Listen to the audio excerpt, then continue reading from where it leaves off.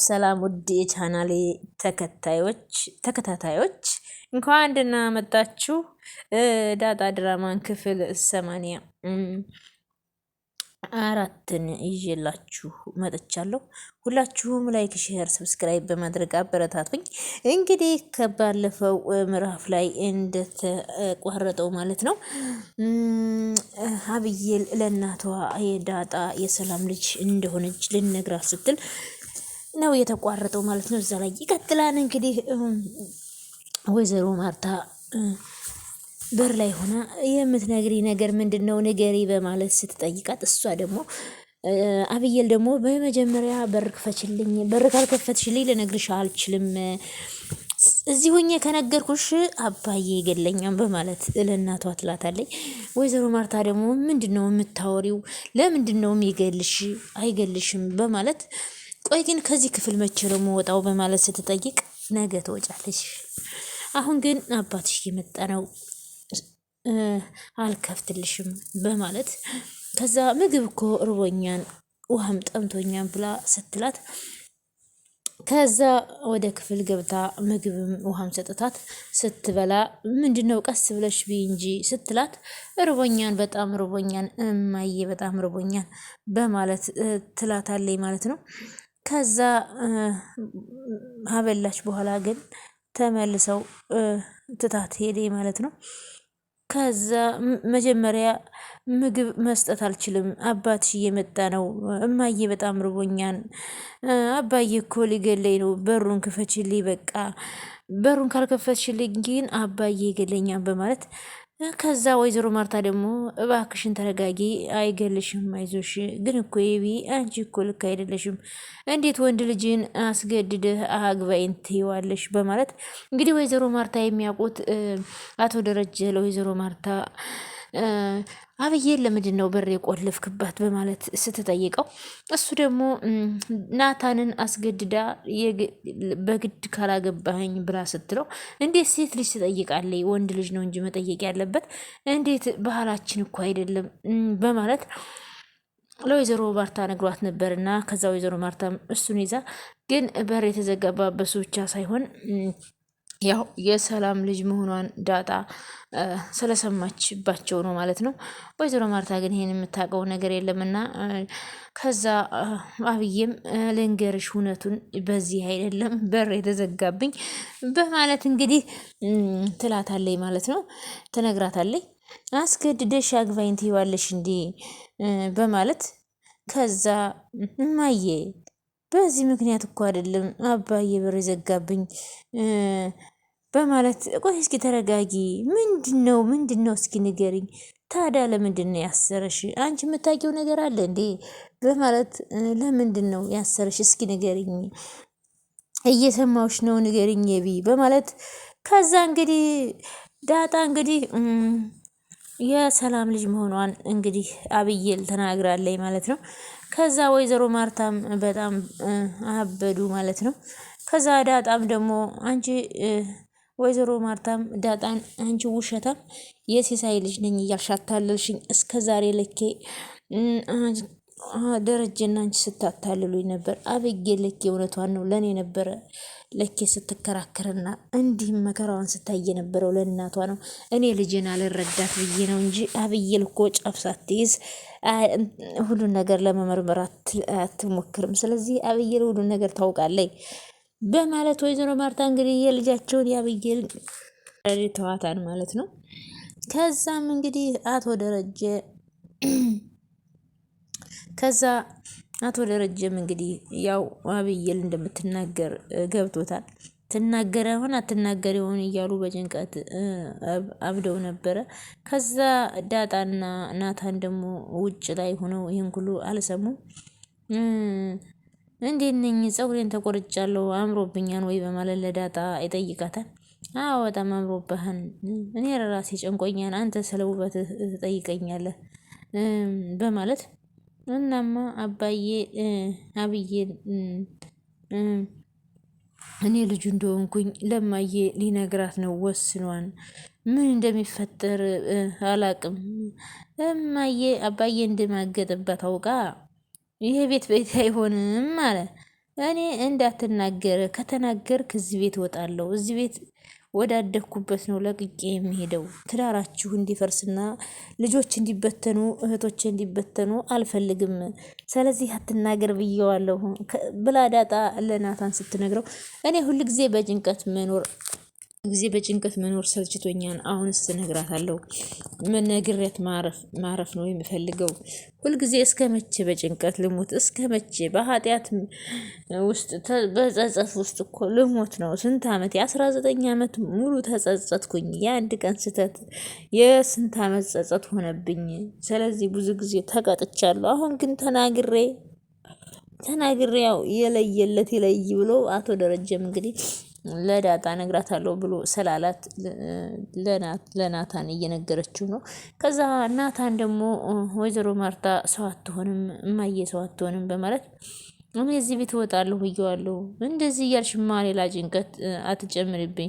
ለመናገር ካሰበ ዝም ነው ማለት ያለብሽ። እኛን ትተሽ ወዴት ልትሄጅ ነው? ሁሉም ሰምቶ ቢለይ ይሻላል ሁልጊዜ በጭንቀት ከመሞት።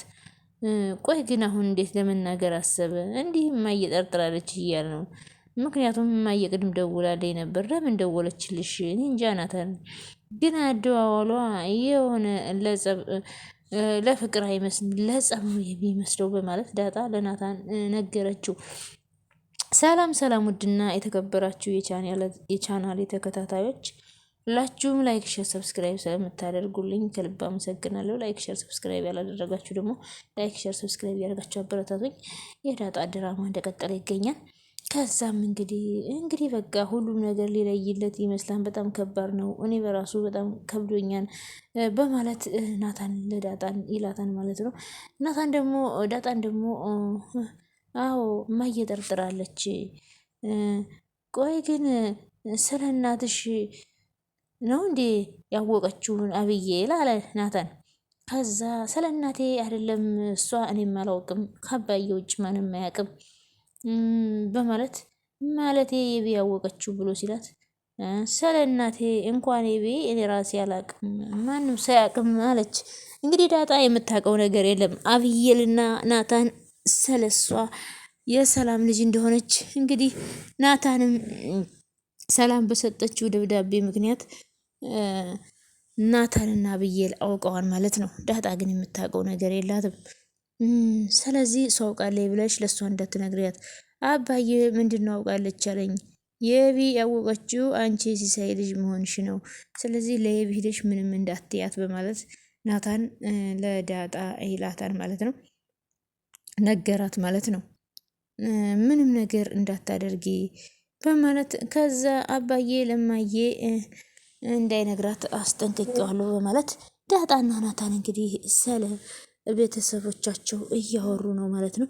አብዬልም እንግዲህ አንድ ክፍል ቤት ውስጥ ተቆልፎባት በምግብና በዋጥም እየተራበችና እየተጠማች ትገኛለች። እንግዲህ አላርፍ ብላለች። አቶ ደረጀም እንግዲህ እዚህ ተዘግተሽ ብትቀመጭ ይሻልሻል፣ ከከፈትኩልሽማ ምንም ትዳሬን ልታፈርሹ ነው በማለት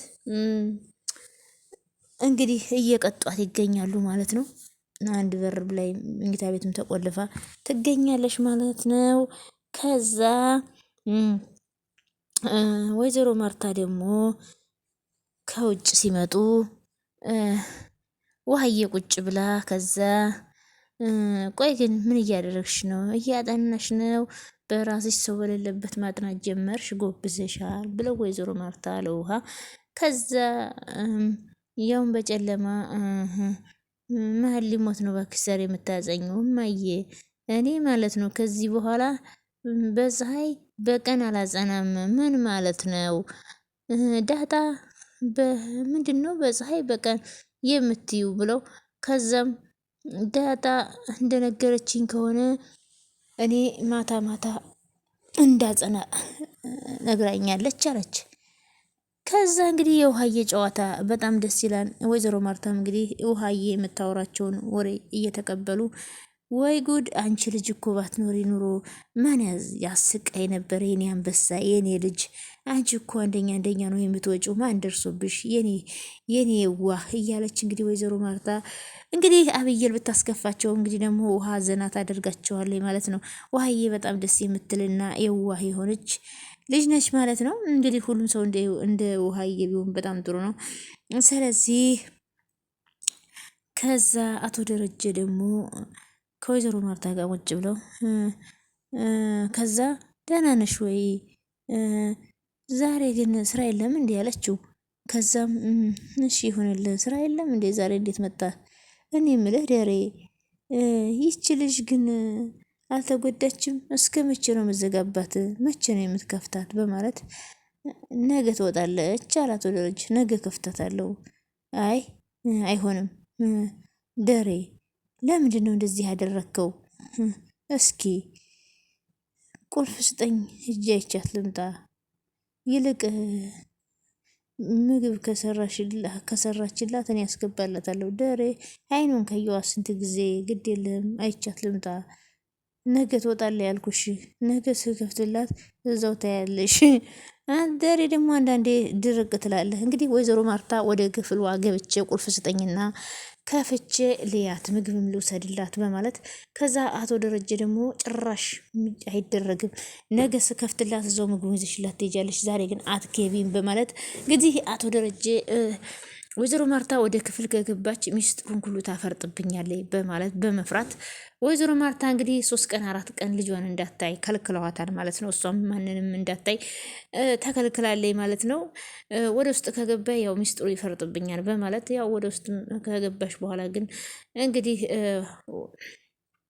በር ከተከፈተላት ሁሉንም ነገር ትናገራለች በማለት በመፍራት ደረጀ በር ቆልፎባት ይገኛል። ከዛ ምግብም እኔ ነኝ የምወስዳት እያለ ራሱ ወስዶላታል ማለት ነው።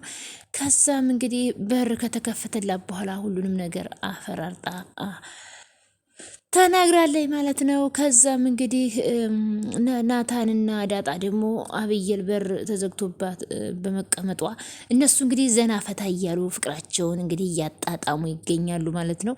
የዳጣንና የናታን ፍቅር በጣም ነው ደስ የሚለው። አብየል እንግዲህ አንድ ክፍል ተዘግታ እንግዲህ ናታንና ዳጣን እንደዚህ ላይፋቸውን እየቀጩ እንደሆነ አላየችም ማለት ነው። በጣም ተደስተዋል ማለት ነው እንግዲህ አብየል እንግዲህ ጭራሽ ጨልላለች ማለት ነው። አንድ ክፍል ውስጥ እንግዲህ ሁሉንም ነገር ሰላም እና ዳጣ እናትና ልጅ እንደሆኑ ሁሉንም ነገር ፍርጥርጥ አድርጋ ለእናቷ ተናግራለች።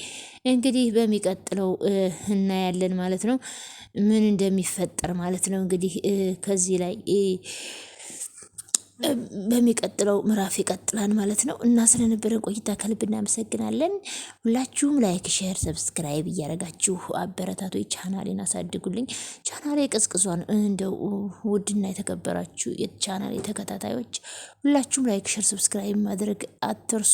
ላይክ፣ ሼር፣ ሰብስክራይብ ማድረግ አይከፈልበትም እና ፈጣሪ አምላክ ሀገራችንንም የኢትዮጵያን ማሏን ገነት ዳሯን እሳት ያደርግልን፣ ዓለማችንን ሰላም ያደርግልን። አሁን የምንሰማው ነገር ጥሩ አይደለምና እንደው ወደ ሰላሙ ይመልስልን ዓለማችንንም። አመሰግናለሁ።